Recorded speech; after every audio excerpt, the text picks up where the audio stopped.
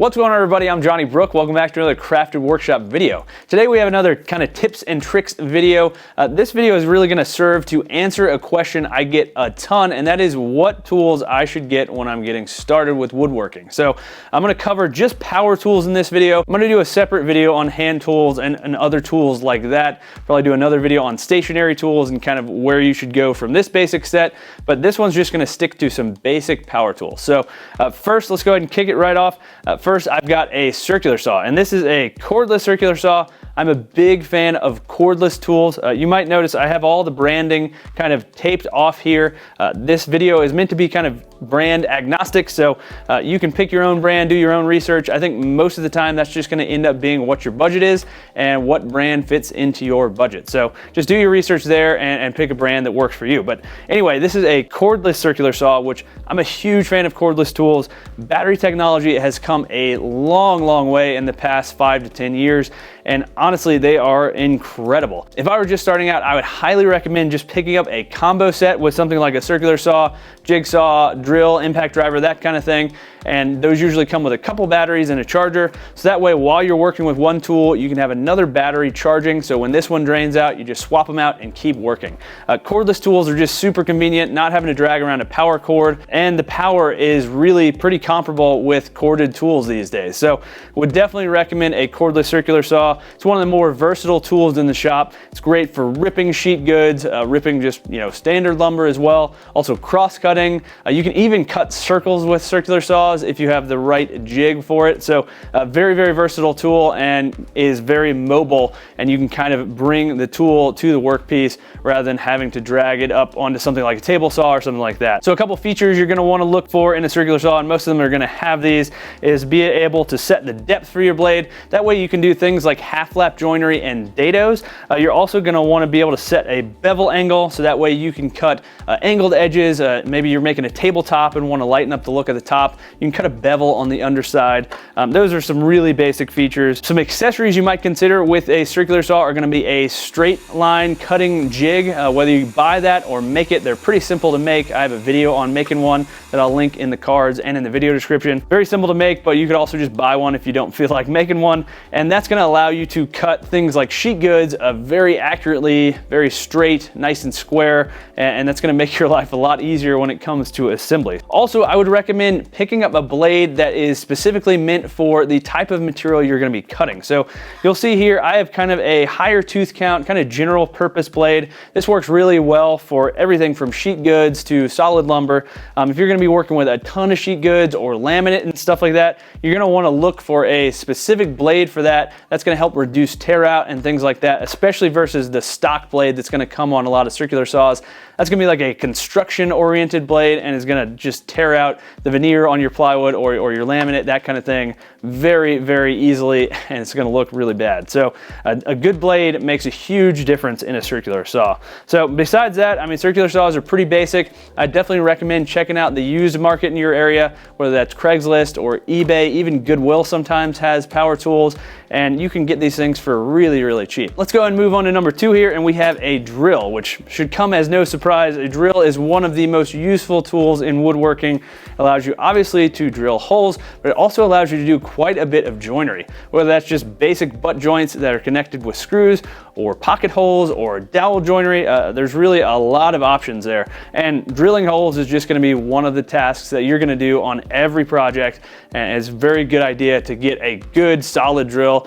If you're going to go cordless on your circular saw, I would definitely recommend getting a cordless drill that's on the same battery platform. Again, that way you can swap the batteries back and forth. A few things to consider with a drill: if you have a shop with concrete walls like I do, I would definitely recommend just go ahead and getting a hammer drill, and that means it has a mode that is meant for drilling into masonry. It actually kind of hammers it while it drills and allows you to drill into concrete a lot more easily. And so if you have a shop with concrete walls, you're inevitably going to want to hang something from those walls, and being able to drill holes in the walls to put fasteners is going to make your life a lot easier. If you don't have concrete walls, you don't plan on working with concrete, you can probably skip the hammer drill. Some other nice features are going to be a variable speed. That way, if you're drilling into different types of materials, you can adjust the speed kind of to match. You want a drill with a good clutch. You can set the clutch when you're driving screws, so that way you don't strip them out. and a good battery. You know, you're gonna be using the drill in and out, especially on a project where you're drilling a bunch of holes, you're gonna burn through batteries pretty quick. So a nice big capacity battery is gonna be great on a drill. A couple accessories for a drill that I'd recommend is something like the thing I have pictured here. This is a countersink bit. This is a pretty fancy one from Amana, but there are certainly much cheaper options. I like this one because you can set the depth, so that way you get really clean, consistent looking countersunk holes. That really makes your piece look a lot nicer, but it also helps to reduce splitting, especially in hardwoods. With that countersunk hole, the screw can be flush with the surface without kind of cracking the wood when you're trying to drive it in. So a countersink bit is one accessory I'd definitely recommend. Another one would be some sort of jig for joinery. So that could be a dowel jig like I have here. This is a Rockler doweling jig. These things are only like 30 bucks. They come with a drill bit with a depth stop, so you can do all kinds of dowel joinery that way. A inexpensive pocket hole jig would be another great option. Just something that's gonna allow you to create stronger joints still with only a drill. That's gonna be a really good investment early on. It's gonna allow you to build projects that are a lot cleaner looking with no exposed screws, and they're gonna last a lot longer. So in addition to a drill, if you're buying a set, like I was talking about earlier, a cordless set, a lot of times they're gonna come with an impact driver. And I find the impact driver to be one of the most useful tools, especially when it's used in tandem with the drill, because you can drill the holes with the drill and then drive your fasteners with the impact driver. And impact drivers are amazing. If you've never used one, I highly encourage you to check one out. They're super, super powerful. A lot of them have variable speed settings so that you can kind of dial it in. Like say you're working with some fragile screws, like brass screws or something like that, really help to keep it from stripping out. And it's just really nice not to have to change out bits between drilling holes and driving screws. So I think these two in tandem, I would highly, highly recommend. And most of the time, if you're gonna be buying a cordless set, they're gonna come with both. All right, before we get to tool number 3 on the list, let's take a quick second to talk about the sponsor for this week's video. That's AeroFastener. You might notice Aero is not actually featured in this list, and that's because they make a different category of tools. That's fastening tools. So they make air-powered brad nailers and pin nailers that are great for kind of general woodworking use. They make staplers, both manual and electric staplers. They make riveters, which are great for all kinds of different tasks, and they make awesome hot glue guns. So if you need any fastening tools for your upcoming projects, definitely check out AeroFastener. Thanks again to AeroFastener for supporting my content and supporting my videos. And if you guys want to learn more about them, check out the link in the video description below. All right, let's get back to the list. So next on the list is the Jigsaw. So I think of the Jigsaw almost like a handheld bandsaw. It's gonna allow you to cut curves, cut non-straight lines very, very easily, and is just a very versatile tool. You can get into some tighter spots than a circular saw can just because it's a lot less wide. The footprint is a lot smaller, and you can also change out the blades to cut a bunch of different materials. So on here now is just a standard wood cutting blade, but I've got blades for all kinds of different materials. This one is for thin kind of sheet metal. I am honestly not a huge fan of this particular Jigsaw. I have a hard time getting this base to stay square, so I would definitely check out the base when you are buying the Jigsaw and make sure it's nice and rock solid when you lock it in. A couple other features, a lot of Jigsaws will have different oscillating modes, which will help you get through material a little bit faster, but it's usually gonna result in a bit of a rougher cut. So that's a mode I don't really use very much, honestly. There's another mode where it will actually actively blow the dust out of the way while you're cutting. So when you're using a Jigsaw, a lot of times the dust is gonna build up right where you're cutting, and it's gonna make it hard to see the line. So that's a really nice feature. Some Jigsaws have in the base an area where you can insert some sort of splinter guard. So again, if you're cutting something like plywood or laminate or melamine, something with a thin veneer on the top, that'll help to reduce chip out and splintering and that kind of thing. So that's another really great feature to have as well. The key accessories with a Jigsaw really are just going to be the blade. I don't think there's a ton of other Jigsaw accessories that I'd recommend. Just get a good quality blade that works for the materials that you're planning on cutting. Number 4 on the list is the Random Orbit Sander, and this is a tool you're going to be spending a lot of time with if you're a woodworker. So I would recommend investing in a good one that's probably at the top end of what you can afford, honestly. This is a really nice model. It's got a 6-inch pad. It's much lower vibration than the kind of bare bones kind of budget sanders that you're going to get, and it also has an auto on switch. So if you're sanding for a long time, you can kind of set the trigger and keep sanding without having to hold a button down, which is a really nice feature. I personally really dig this kind of trigger grip.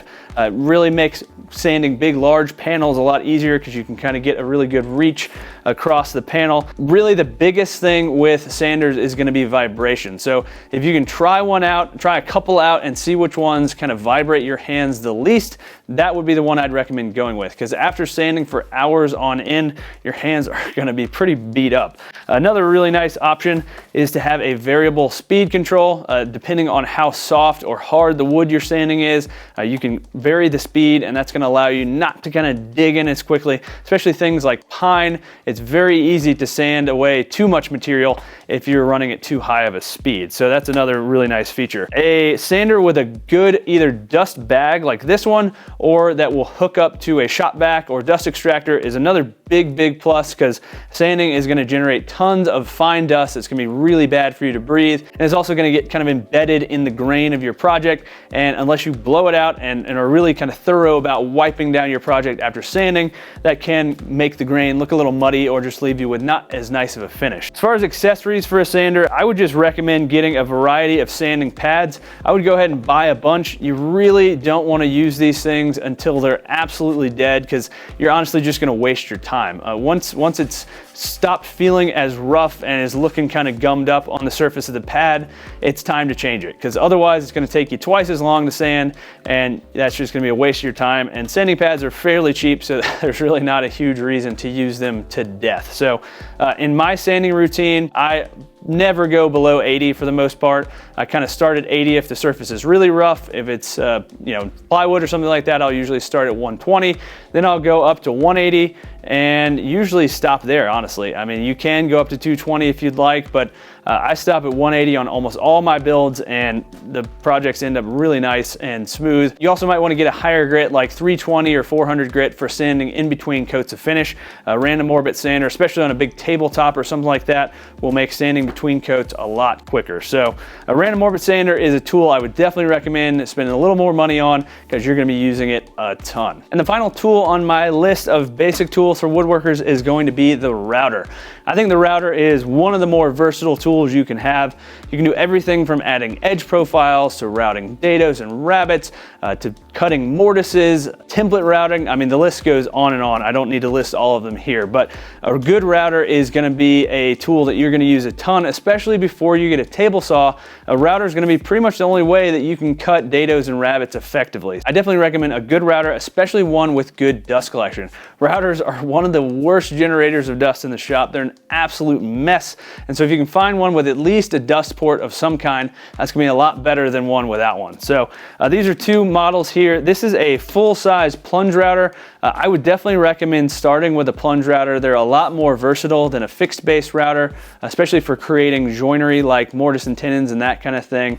Basically, a plunge router allows you to plunge the bit up and down, and all of them are going to have some sort of depth stop option so that you can plunge to kind of a set depth over and over again repeatably. Over here on the left is a trim router, and a trim router is going to be a lot smaller. It's going to be less powerful, generally speaking, but it's going to be a little easier to handle because it's smaller. I use a trim router mostly for doing things like rounding over edges or adding chamfers, but I have certainly cut big pockets with this router. I've cut rabbets and other types of joinery with this trim router, and this trim router specifically has an optional plunge base that you can get that also has dust collection. So for something like 120 bucks, this is a pretty good starting option, especially if you don't think you're going to be routing a ton to start, a ton of really heavy duty, thick hardwoods. I think a trim router would be just fine. Again, having that plunge feature is going to allow you to cut joinery and things like that a lot easier, and having good dust collection is going to save your lungs and save you a lot of cleanup. So the main accessories you're going to want to think about for a router is obviously going to be bits,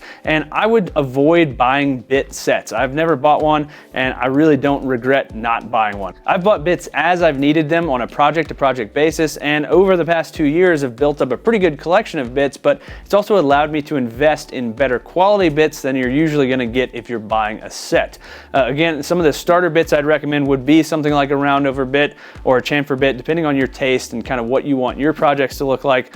Also, a flush trim bit is going to be one of the most used bits, I'd say, on your router, especially if you're doing template work or adding trim, that kind of thing. And then maybe something like a straight bit, maybe a 1/2 inch wide straight bit, so then you can cut dados and rabbets and things like that with jigs. You can kind of cross cut that across your panels and allow you to kind of dial in the width, especially if you're using plywood a lot. You don't want to just buy a 3/4 inch bit, because that's going to be a little bit wider than standard plywood and it's going to leave you with a loose dado. So I'd recommend just getting a slightly smaller bit, something like a 1/2 inch, and that way you can kind of do the dado or rabbet in 2 passes. So another kind of accessory for the router that you could think about would be a router table, and that's something you could definitely build yourself. There are all kinds of really simple, basic router table builds out there. J-Bates has a couple of really good options, and I think a router table is a great addition to any shop. It's going to allow you to do a little bit more with your router, and it's a little bit more controllable than a handheld router would be. So there's my picks for the 5 beginners woodworking tools that I would recommend for pretty much every woodworker to pick up. With those 5 tools, you should honestly be able to build almost anything, definitely pretty much anything that I've built on this channel. It might take you a little bit longer, it might be a little less precise, a little messier, but you should still be able to get it done. So let me know if you guys enjoyed this video. I had a lot of fun filming it. I'd definitely like to do a couple more of these, maybe 5 hand tools that I'd recommend for beginners, maybe the next 5 power tools, like kind of the stationary tools that I'd recommend, kind of once budget allows, some bigger tools you can invest in, that kind of thing. So let me know what you thought, and let me know if you have different ideas of beginner woodworking tools that you'd recommend. Thanks again for watching, everybody. If you don't already, go ahead and get subscribed. I put out new videos like this pretty much every week. Also, I'll have a list of all the tools I talked about in the video description below. If you want to check those out, those are affiliate links. They really help to support me. And last, I'd like to thank my Patreon supporters. You guys are awesome. So until next week, guys, thanks for watching and happy building.